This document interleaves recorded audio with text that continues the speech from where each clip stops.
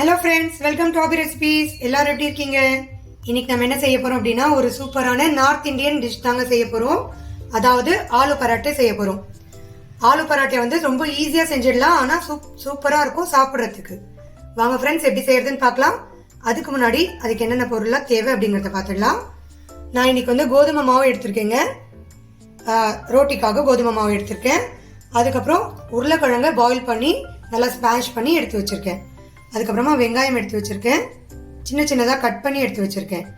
Oil எடுத்து வச்சிருக்கேன், பச்சை மிளகாய் மெல்லிசா கட் பண்ணி எடுத்து வச்சிருக்கேங்க, மிளகாய் தூள் வச்சிருக்கேன், சால்ட் வச்சிருக்கேன், கொரியாண்டர் மல்லியை வந்து மெல்லிசா கட் பண்ணி எடுத்து வச்சிருக்கேன். அதுக்கப்புறம் லெமன் எடுத்திருக்கேங்க. வாங்க ஃப்ரெண்ட்ஸ், எப்படி செய்யறதுன்னு பார்க்கலாம். இங்கே பாருங்க ஃப்ரெண்ட்ஸ், ஆலு பராட்டாக்கு ஃபர்ஸ்ட் வந்து நம்ம சப்பாத்திக்கான மாவு பிசைஞ்சிடலாம். கோதுமை மாவில் 1 ஸ்பூன் அளவுக்கு உப்பு சேர்த்துட்டு இதை நல்லா கரைச்சி வச்சிடலாங்க.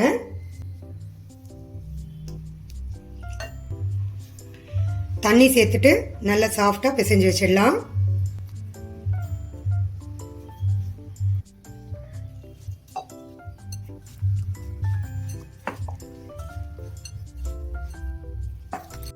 இங்க பாருங்க ஃப்ரெண்ட்ஸ், சப்பாத்திக்கான மாவு வந்து நல்லா பிசைஞ்சாச்சு. இப்போ இதில் ஒரு 2 ஸ்பூன் அளவுக்கு ஆயில் சேர்த்துட்டு இது அப்படியே 10 நிமிஷத்துக்கு தனியாக எடுத்து வச்சிடலாம்.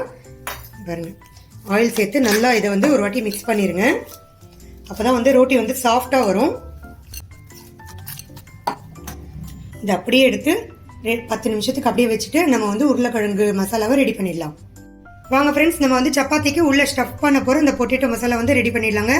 இங்கே பாருங்க, பாயில் பண்ணி எடுத்து வச்சிருக்கீங்க. இந்த அளவுக்கு நல்லா ஸ்மாஷ் பண்ணி எடுத்துக்கோங்க. தண்ணி வந்து ரொம்ப சுத்தமாக இல்லாத மாதிரி, இங்கே பாருங்க, தண்ணி சுத்தமாக இல்லாத மாதிரி ஸ்மாஷ் பண்ணி எடுத்து வச்சுக்கோங்க. இப்போ இதில் நம்ம கட் பண்ணி வச்சிருக்க ஆனியன் சேர்த்துக்கலாம். தேவைப்பட்டால் திருப்பி சேர்த்துக்கலாங்க. நான் கொஞ்சமாக சேர்த்துருக்கேன். அதுக்கப்புறம் 1 ஸ்பூன் அளவுக்கு மிளகாய் தூள் சேர்த்துக்கலாம். அப்புறம் 1 ஸ்பூன் அளவுக்கு சால்ட் சேர்த்துக்கலாம்.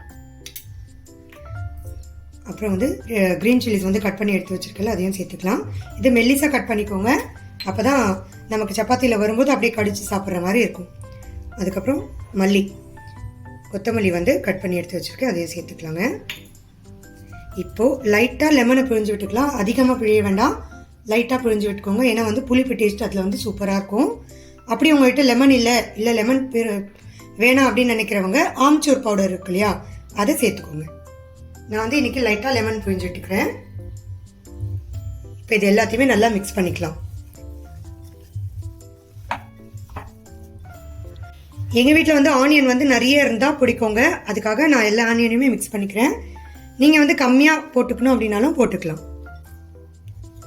இது எல்லாத்தையுமே நல்லா மிக்ஸ் பண்ணி எடுத்து வச்சுக்கலாங்க. இங்கே பாருங்கள் ஃப்ரெண்ட்ஸ், நல்லா கலந்து விட்டாச்சு. இந்த மசாலா எவ்வளோ சூப்பராக ரெடி ஆகிடுச்சு பாருங்கள். இப்போ இதை வந்து ஒரு சின்ன சின்ன பால்ஸாக நீங்கள் எத்தனை சப்பாத்தி செய்ய போகிறீங்களோ அதுக்கு ஏற்ற மாதிரி அத்தனை பால்ஸ் வந்து ரெடி பண்ணி எடுத்து வச்சுக்கோங்க. இங்கே பாருங்கள், இந்த மாதிரி உருட்டி ரெடியாக எடுத்து வச்சுக்கோங்க. இங்கே பாருங்கள் ஃப்ரெண்ட்ஸ், நான் அந்த உருளைக்கிழங்கு மசாலாவை பால்ஸாக பண்ணி எடுத்து வச்சுக்கிட்டேன். இப்போது மாவு வந்து ரெடி ஆகிடுச்சுங்க. இப்போ இந்த மாவில் நம்ம எவ்வளோ மாவு எடுத்து சப்பாத்தி செய்வோமோ அவ்வளோ எடுத்துக்கலாம். கொஞ்சம் கம்மியாகவே எடுத்துக்கோங்க, ஏன்னா வந்து சப்பாத்தி மெல்லிஸாக இருக்கணும். அப்போ தான் உள்ளே இருக்கிற ஸ்டஃபிங்ஸ் எல்லாமே சூப்பராக நமக்கு வெந்து வரும். இங்கே பாருங்கள், கொஞ்சம் கம்மியாக எடுத்துக்கோங்க. எடுத்துட்டு ஃபஸ்ட்டு நம்ம வந்து இதை வந்து கொஞ்சமாக கையை வச்சு இதை பரப்பிக்கலாம். இங்கே பாருங்கள் ஃப்ரெண்ட்ஸ், இந்த மாதிரி இதை பரப்பிக்கோங்க. குழி மாதிரி பண்ணிவிட்டு இப்போது நம்ம எடுத்து வச்சுருந்த இந்த உருளைக்கிழங்கு மசாலாவை இதில் வச்சுட்டு இப்போ இதை இந்த மாதிரி பாருங்கள் உள்ளே வச்சு ஸ்டஃப் பண்ணி இந்த மாவை மேலே எடுத்துகிட்டு வரணும். இது ஒரு மெத்தடுங்க ஆலு பராட்டி செய்யறதுக்கு. நம்ம ஈஸியான இன்னொரு மெத்தடும் பார்த்துடலாம். இங்கே பாருங்கள், இப்போ இதை வந்து இந்த மாதிரி மாவை வந்து ஸ்டஃபிங்கை உள்ளே வச்சு மாவை வெளியே எடுத்துகிட்டு வரணும். இங்கே பாருங்கள், வெளியே எடுத்துகிட்டு வந்து இதை க்ளோஸ் பண்ணணும்.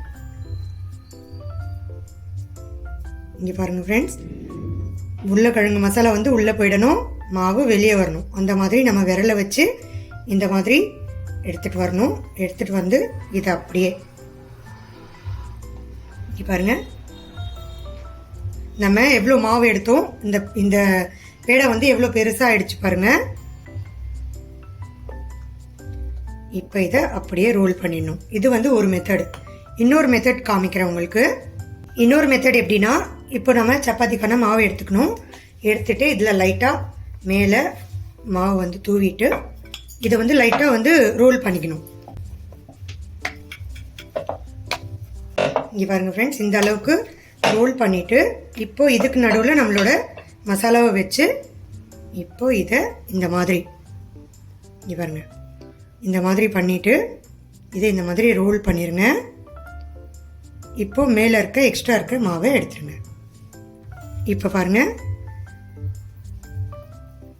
இங்கே பாருங்கள், இதை அப்படியே வச்சு நம்ம ரோல் பண்ணிக்கலாம். இது ஈஸியான மெத்தடுங்க. உங்களுக்கு எப்படி வருதோ அப்படி செஞ்சிடலாம். இங்கே பாருங்கள், இப்போ இதை வந்து ரெடி பண்ணியாச்சு. இப்போ இதை ரோல் பண்ணிடலாம். எப்படி ரோல் பண்ணணும் அப்படின்னா, நம்ம நடுவில் வச்சு தேய்க்கக்கூடாதுங்க. எப்போவுமே ஆலு பராட்டா செய்யும்போது சைட்ஸை தான் தேய்ச்சிட்டே வரணும். அதுவும் ரொம்ப அழுத்தி தேய்க்கக்கூடாது. மெதுவாக இப்படி சைட்ஸில் இருந்து தேய்ச்சி பெருசாக்கணும் ரோட்டியை. இல்லைன்னா ஆலு மசாலா அதில் உள்ளே இருக்கிற அந்த பொட்டேட்டோ மசாலா வந்து வெளியே வந்துடும். இங்கே பாருங்கள், சைட்ஸை வச்சு நல்லா தேய்ச்சிட்டே வரணும். இங்கே பாருங்கள் ஃப்ரெண்ட்ஸ், நல்லா இந்த மாதிரி மெலிசாக தேய்ச்சிட்டே வரணும். நம்மளோட ஆலு பரோட்டா வந்து சைட்ஸில் எங்கேயுமே வெளியே வரல பாருங்கள். வெளியே வராமல் தேய்க்கணும் அப்படின்னா சைட்ஸில் வச்சு தேய்ச்சிட்டே வரணும். அதுவும் ரொம்ப சாஃப்டாக தேய்க்கணும், அழுத்தி தேய்க்கக்கூடாது.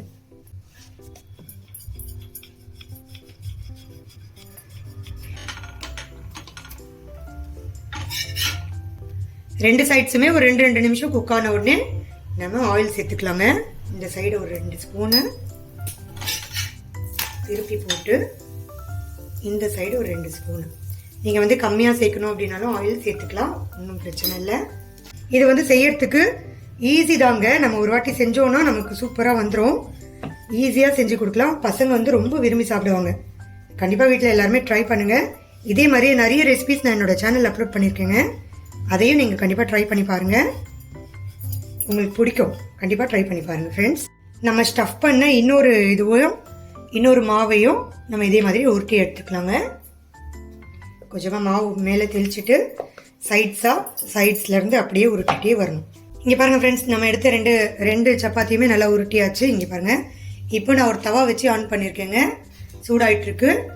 இப்போ இந்த ரோட்டியை நம்ம வந்து குக் பண்ணி எடுத்துடலாம். சூடாயிடுச்சு. இப்போ நம்ம இதில் போட்டுடலாங்க.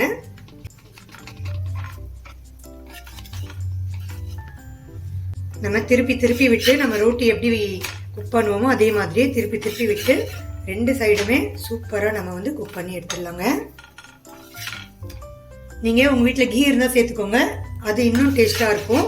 இல்லைன்னா நம்ம நார்மலாக சேர்க்குற மாதிரி ஆயில் சேர்த்து நம்ம ரோட்டி வந்து குக் பண்ணி எடுத்துடலாம். இந்த மாதிரி செஞ்சு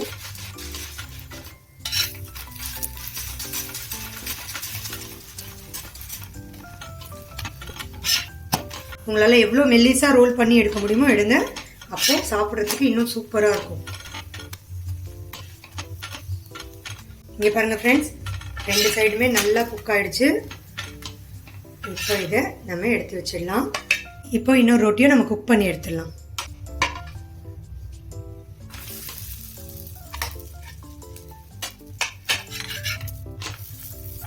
இங்கே பாருங்கள் ஃப்ரெண்ட்ஸ், நம்மளோட ஆலு பரோட்டா வருங்க எவ்வளோ சூப்பராக ரெடி ஆகிடுச்சு. ரொம்ப ஈஸியாகவும் செஞ்சிடலாம், அவ்வளோ தூரம் டேஸ்டியாகவும் இருக்கும். எல்லாருமே வீட்டில் கண்டிப்பாக ட்ரை பண்ணி பாருங்கள். இந்த வீடியோ உங்களுக்கு பிடிச்சிருக்கும்னு நம்புகிறேன். பிடிச்சிருந்துச்சுன்னா லைக் பண்ணுங்கள், ஷேர் பண்ணுங்கள், கமெண்ட் பண்ணுங்கள். மறக்காமல் என்னோட சேனலுக்கு சப்ஸ்கிரைப் பண்ணுங்கள் ஃப்ரெண்ட்ஸ். தேங்க்யூ.